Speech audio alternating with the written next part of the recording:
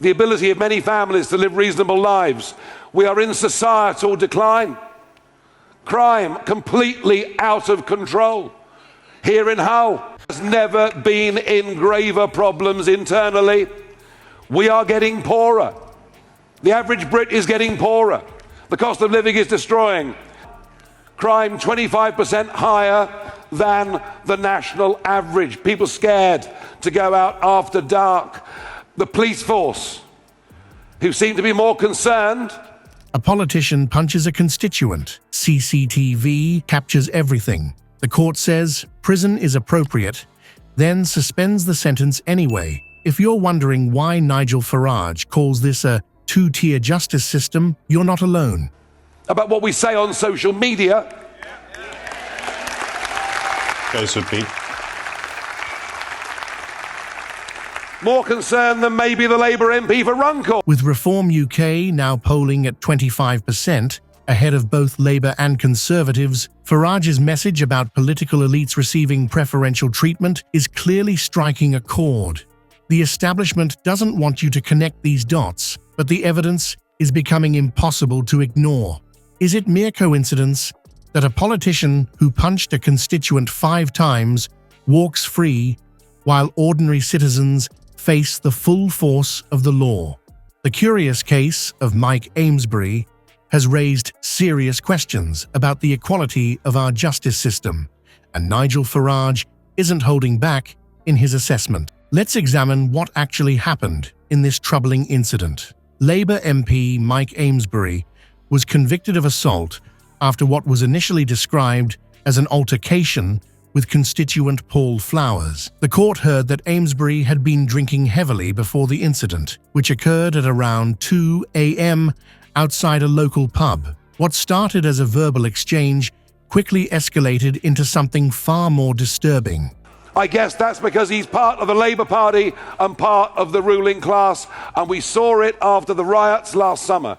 Different groups of people being treated differently. That is not who at 2 o'clock in the morning doesn't just strike someone in the street, but hits him 5 times on the ground. And what happens today at appeal? We're told the prison sentence is to be suspended. The prosecution's case relied heavily on CCTV footage that painted a damning picture of what transpired that night. Far from a single punch thrown in the heat of the moment, the video evidence revealed Amesbury striking Flowers not once, not twice, but 5 separate times. The constituent was knocked to the ground during the assault, yet Amesbury continued his attack even as Flowers lay defenseless. This wasn't a momentary loss of control, it was a sustained act of violence by an elected official against one of his own constituents. Initially, the court appeared to recognize the severity of Amesbury's actions. Magistrates handed down a 10-week prison sentence, signaling that such behavior from a public servant was completely unacceptable. However, what happened next has become the focal point of Farage's criticism. During the appeal, Judge Everett made a remarkable statement that has raised eyebrows across the political spectrum. While acknowledging that the 10-week sentence length was spot on given the circumstances, he nevertheless decided to suspend it. This created the peculiar situation where the judge simultaneously confirmed the appropriate severity of the sentence while ensuring Amesbury wouldn't actually serve time behind bars. This contradiction sits at the heart of Farage's critique. How can a judge acknowledge that a prison sentence is entirely appropriate for the crime committed, yet immediately undermine that very assertion by suspending it? The verdict effectively meant that Amesbury walked free, required only to complete anger management courses rather than face incarceration. Perhaps most troubling is the disparity between Amesbury's initial account and what the evidence actually showed. When first questioned about the incident, Amesbury's version of events downplayed both his intoxication and the level of violence. He characterized it as a minor scuffle that had been blown out of proportion. The CCTV footage told a very different story, one of repeated blows and continued aggression even after his victim was on the ground. Nigel Farage didn't mince words when addressing what he sees as preferential treatment.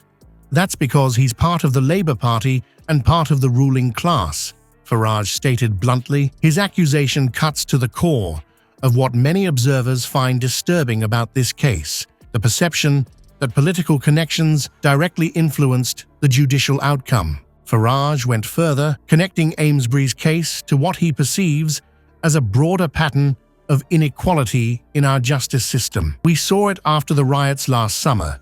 Different groups of people being treated differently, he pointed out, referencing the varying sentences handed down to different demographics involved in civil unrest. This pattern, according to Farage, reveals a troubling reality about how justice operates in Britain today. The concept Farage repeatedly returns to is two-tier policing, a system where those with political power or connections receive one standard of justice, while ordinary citizens face another, harsher standard. In this framework, Amesbury's suspended sentence represents not an isolated incident, but a symptom of a more pervasive problem. Consider the implications. If you or I had been caught on CCTV punching someone 5 times, knocking them to the ground, and continuing the assault, would we have walked free with anger management classes? Would our professional status have been protected? Would judges have suspended our sentences despite acknowledging they were appropriate? These questions strike at the heart of equal treatment under the law.